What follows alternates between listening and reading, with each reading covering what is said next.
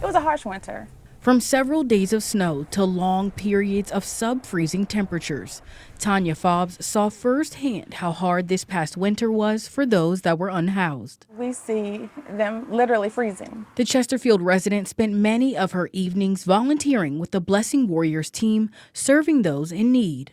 We provide hand warmers, foot warmers, blankets, boots, whatever we can provide to try to get them out of the elements as much as possible. But it's still not enough. They need somewhere to go, to be inside. Unfortunately, she says it was on some of the coldest days that people in need were left without shelter.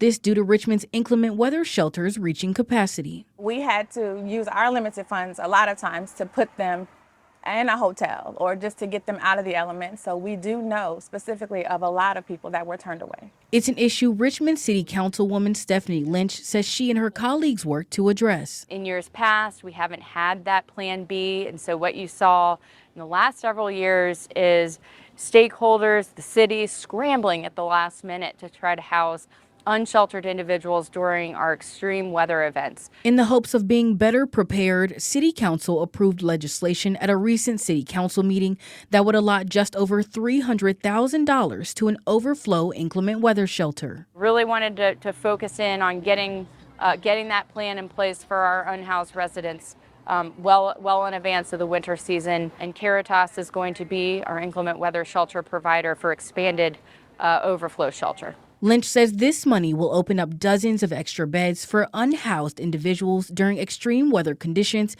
and let them know it's available early. Information needs to be available to the public and out there well in advance. People deserve better. They need to know where they're going to be able to turn to if they do get denied access. And while Fobbs says this funding is a good first step, detailed planning and incorporating feedback needs to be next. Now you're saying we have the funding that is needed to do that. Why wouldn't we go ahead and start planning now and get this done? We don't want to see another person die on the streets because they're freezing to death.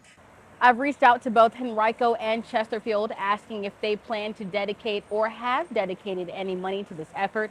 A Chesterfield spokesperson responded saying while they do not have an inclement weather shelter in the county, the Board of Supervisors has approved funding to help Richmond shelter, and I am still waiting to hear back from Henrico. For CBS 6 News, I'm Joy Foltz.